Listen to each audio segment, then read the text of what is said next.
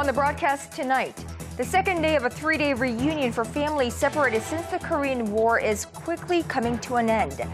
Those who had not seen each other for the last 64 years will have to part again tomorrow, without an until we see again. Ukraine's president announces that the government is set to sign a preliminary deal with the opposition movement later today, aimed at ending the nation's bloody political crisis. And figure skater Kim Ji-yeon retires from the ice with an Olympic silver medal and relief. Russia takes its first gold in the event on home turf, while Italy wins bronze. Early edition begins now.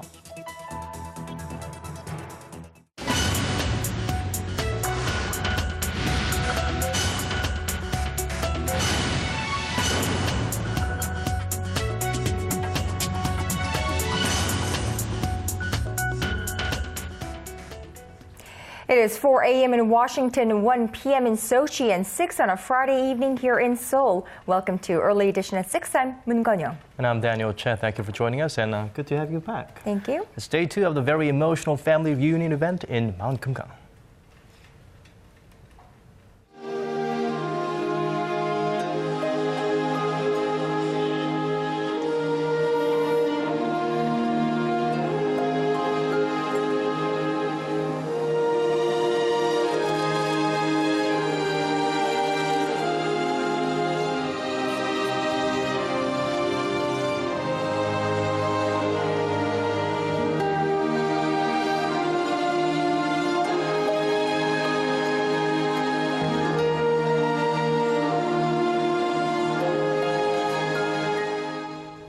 On this Friday at North Korea's Mount Kumgang Resort, the second day of a three-day reunion between families separated since the Korean War is quickly coming to an end. And for the old and fragile reunion participants who had not seen each other for the last 64 years, 11 hours throughout 6 separate occasions are much too short, much too painful. The participants on this second day of reunions were initially scheduled to meet 3 separate times today for a total of 6 hours. But 2 families had their reunions cut short. For more on that and the day's events, we are joined live by Arirang News Kim Ji-yeon from our news center. Good evening, Ji-yeon. Good evening, Daniel. The unexpected turn of events happened during the first session of reunions this morning when 2 South Korean participants had to head back home due to health problems. 91-year-old Kim Sung-kyung and 84-year-old Hong Shin-ja did get to meet individually with their loved ones from the north yesterday and today, but had to do so in ambulances this morning. Kim met his daughter and his son, and Hong, who is a retired nurse, met her younger sister, who told her ailing sister before leaving that she was glad to have met her again and would wait for her until reunification. The early departure of Kim and Hong is a reminder that time is running out for the many families who have been waiting for more than 60 years to reconnect with their relatives, and most of those waiting are now in their 80s and 90s. Now, Ji-yeon, these are the first reunions in nearly 3.5 years, 3 years and 4 months to be exact. Now, for those of our viewers outside of this country who may not be too familiar with the situation here, why aren't these reunions held on a more regular basis? Well, Kon-young, the high tensions between the 2 Koreas are the main reason. The North even threatened to cancel this round of reunions like they did last year in protest against annual joint military exercises between Seoul and Washington, which are set to start next week. And then there are the threats. It was just last year that Pyongyang threatened to launch nuclear strikes against Seoul and Washington. And it was less than 4 years ago that 2 separate attacks blamed on the North killed 50 South Koreans. That's why many were surprised when North Korea decided to honor its earlier promise to allow this round of reunions. But as you can see, Pyongyang is unpredictable, and many are worried that the North will pull the cord on the second round of reunions scheduled to start Sunday if South Korea and the U.S. go ahead with the joint military exercises that are to begin on Monday. Now, Jen, assuming the reunions go ahead without a hitch, what's next? Well, the third and final event of today, with separated families gathering together for a ceremony, began at 4 p.m. and wrapped up just a while ago. With the return of the two South Korean participants earlier, there are just 80 South Korean family members, along with 56 family members at Mount Kumgang. The participants have one more day to spend with their families on Saturday before heading back home the same day. A second group of about 360 South Koreans plans to visit the Mount Kumgang resort on Sunday to meet with 88 of their North Korean relatives. That round of reunions wraps up on Tuesday. All right, thank you, Ji-yeon. That was our Kim Ji-yeon reporting about the cross-border reunions of families separated since the Korean War. Well, meanwhile, the goodwill between the two Koreas continue. The South Korean government has given two private organizations the green light to send about $1 million worth of humanitarian aid to North Korea. Seoul's Ministry of Unification made the announcement Friday on the second day of reunions for separated families. The humanitarian shipments will be mainly composed of anti-tuberculosis drugs and baby milk powder. 5 private organizations have now been given permission by the government this year to send aid to the north.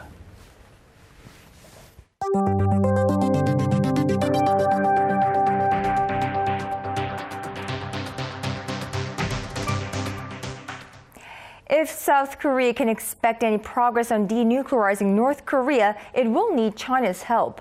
Now, with that in mind, the Chinese Vice Foreign Minister Lee Jae-min was in Seoul on this Friday, where he held talks with Seoul's Deputy Foreign Minister Lee Kyung-soo.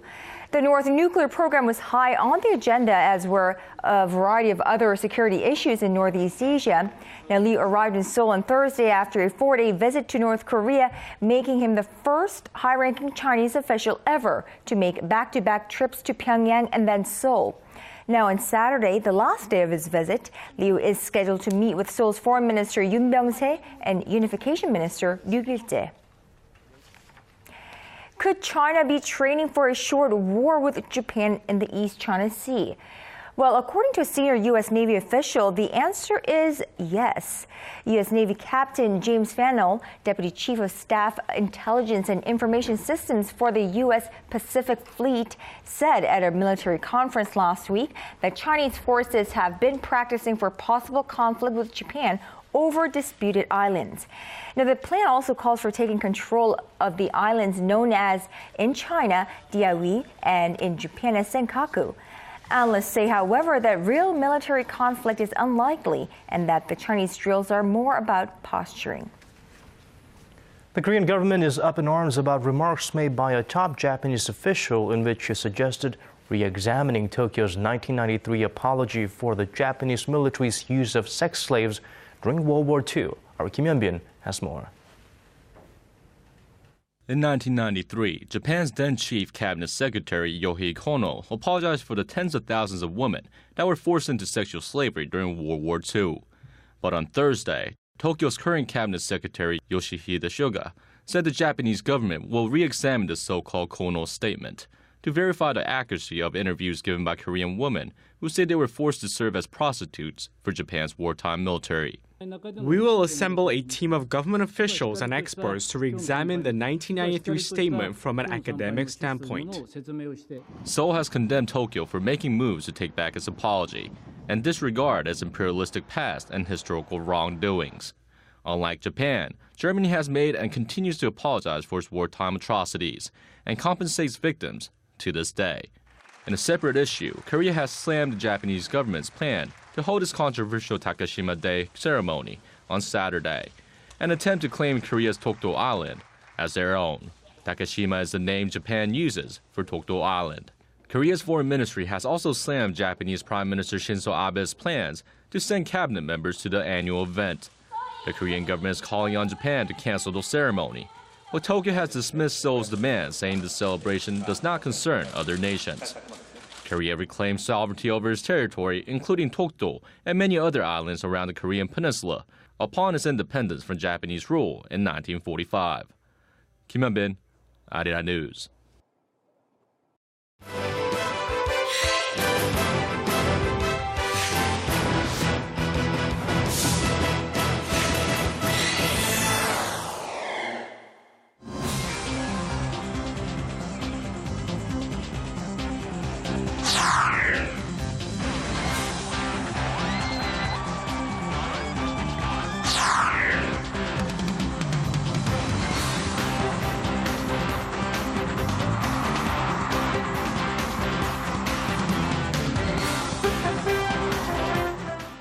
And we are in the home stretch of the Sochi Olympics. Koreans woke up on this Friday to a new Olympic medal, but not the one that fans were expecting. This was from the free skating program. Olympic champions Korea's own Kim Ji-yeon had to settle for silver after a controversial judgment from the mostly Russian panel of judges.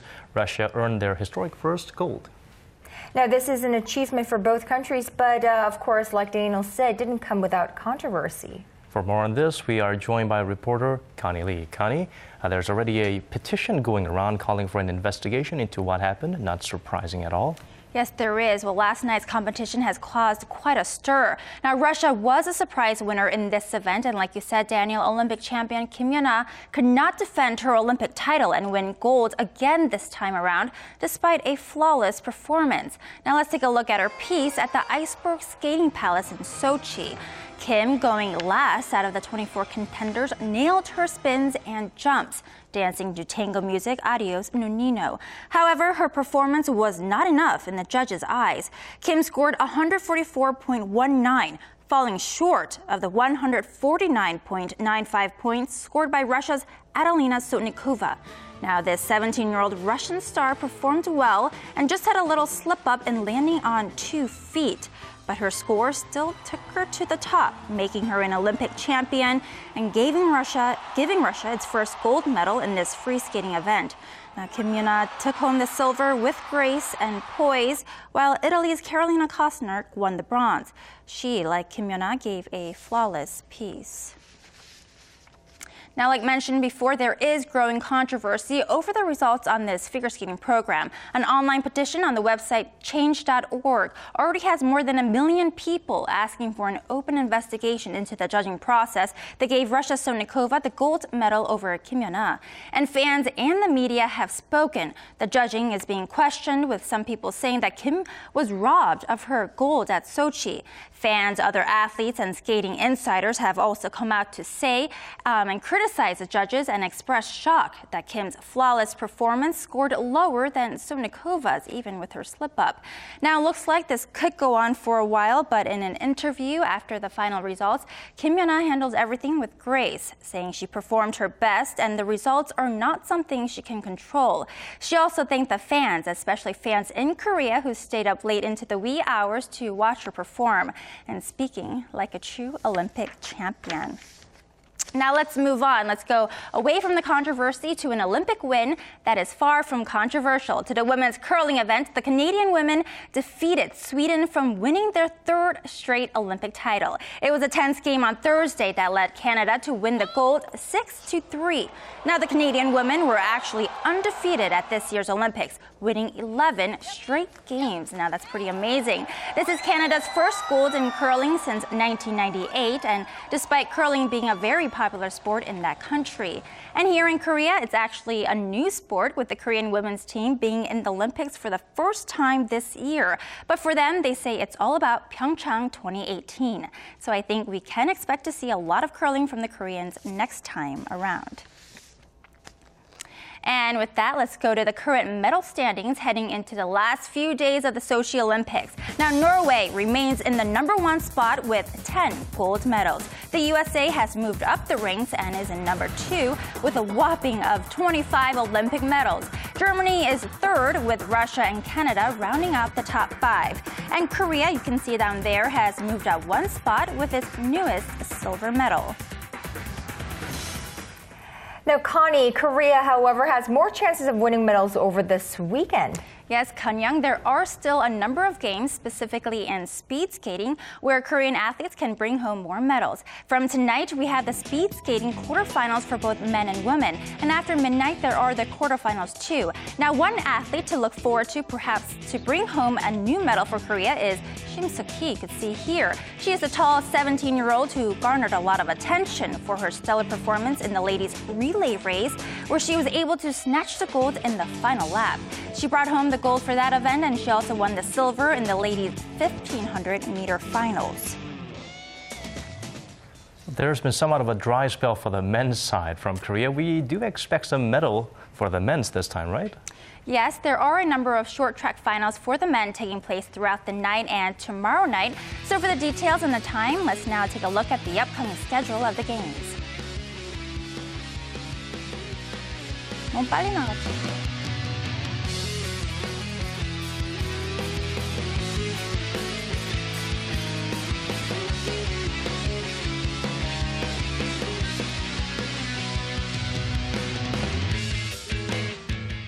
And that's all I have for now on the Sochi Olympics. And I leave with you a short montage of Queen Yeona, or Kim Yeona's best moments at this year's Olympics. The 23-year-old did say that she will be retiring after the Sochi Olympics. So here's to you, Kim Yeona.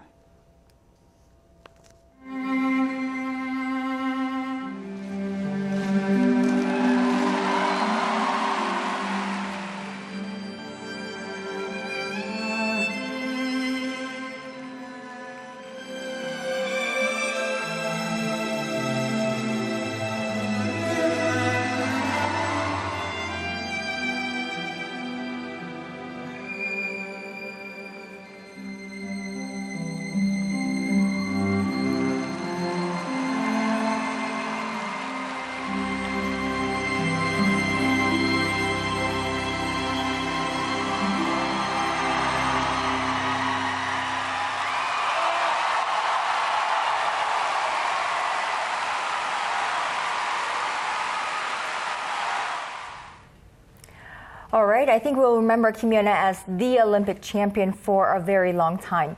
Now moving on, as we edge closer to the climax of the 2014 Winter Olympics in Sochi, the spotlight gradually shifts to the next host city, the Korean resort town of PyongChang. To hear what PyongChang has learned from Sochi and what to expect during the closing ceremony, our Song Ji-sun sat down with the head of PyongChang's organizing committee.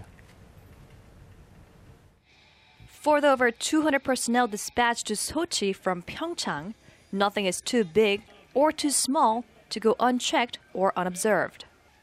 The pressure is on, as in less than 4 years' time, the eyes of the world will be focused on whether PyongChang is ready to take up the mantle as an Olympic host city.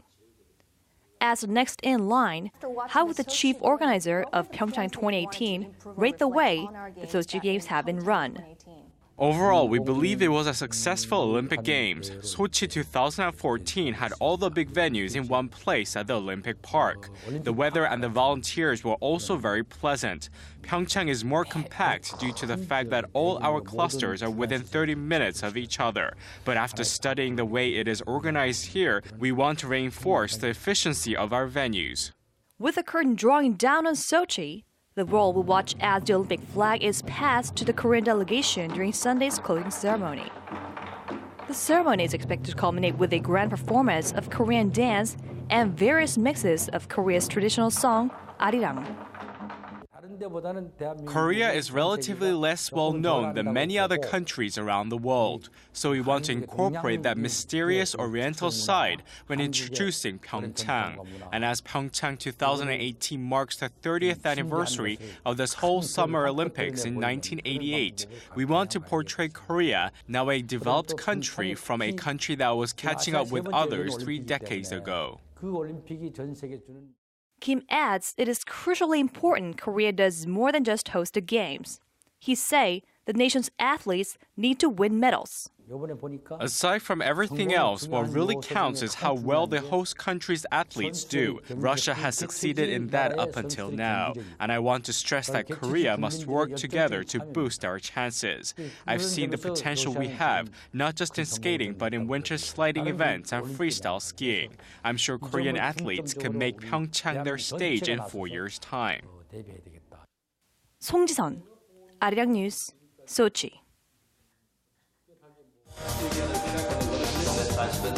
Digging deeper, getting to the bottom of stories that impact your life. Talking with you on air and online. Connecting you with heroes and experts to help you understand the world's most pressing issues. News and current affairs at its best. with Moon Gun-young and Daniel Che on Early Edition at 6. Now shifting gears to the economy, Korean import prices rose by 2 The Ministry of Science, ICT and Future Planning is still very much in its infancy stage, having been formed just 1 year ago when President Park Geun-hye took office. So it's understandable that some may not have a full understanding of how the ministry functions. Well, to clear things up, its ministers handed in a progress report at the National Assembly on this Friday. Our Kim Ji-yeon reports. The Minister and Vice Ministers of the Ministry of Science, ICT and Future Planning were front and center at the National Assembly on Friday, where they fielded questions from the Parliamentary Science Committee. Some of the questions centered on just what the ministry, founded at the start of the Park Geun-hye administration, does. It has been a year since the ministry was established. However, what exactly the ministry does is unclear. I've heard there have been a lot of flaws during the working processes. It seems the Korean people and companies do not understand the policy-making function of the new ministry. For instance, 86% of companies think the ministry is functioning to its fullest. To give lawmakers a better understanding of the ministry's mission, Minister Choi Moon-gi laid out the various projects it's involved in. The government has increased investment in creative economy projects that promote the integration of information technology with conventional industries such as agriculture and tourism. The ministry said it would inject some $94 million in a total of 30 creative economy projects this year, a sharp increase from the $18 million invested last year.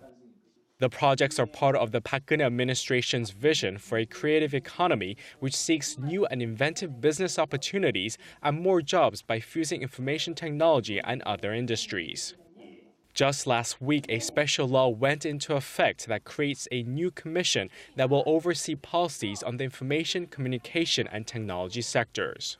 The ministry said the new commission will function to improve efficiency in policymaking by seeking feedback from local firms on the challenges they face and having them reflected in the country's policies.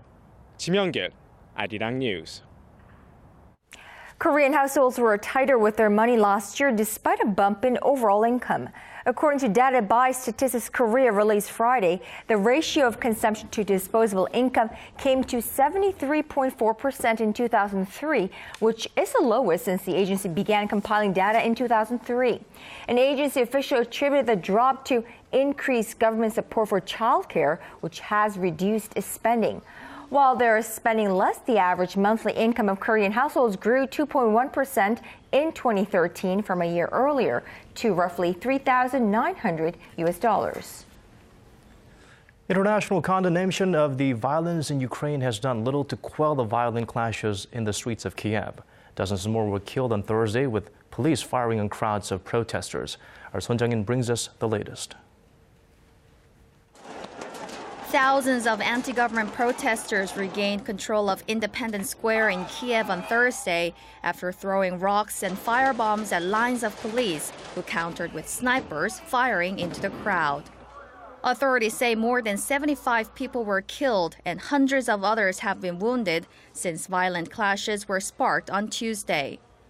The bloodshed came as the European Union tried to broker an end to the crisis, agreeing to impose sanctions against those responsible for human rights violations and use of excessive force in Ukraine. The EU foreign ministers decided to slap a travel ban and an asset freeze against government officials in charge, though they left the door open to a political deal by not disclosing any names. U.S. Secretary of State John Kerry followed suit, saying in a statement that Washington unequivocally condemns the use of force against civilians and urged security forces to be withdrawn immediately. The demand from Kerry came shortly after U.S. Vice President Joe Biden warned Ukrainian President Viktor Yanukovych that America was ready to impose sanctions on officials who ordered troops to fire on protesters. Son Jang-in, Arirang News. Some updates on this story. Ukraine's presidential office says that a deal to end the country's crisis has been reached after overnight marathon talks with opposition leaders. While there are no details about the agreement, the office says it will be signed soon.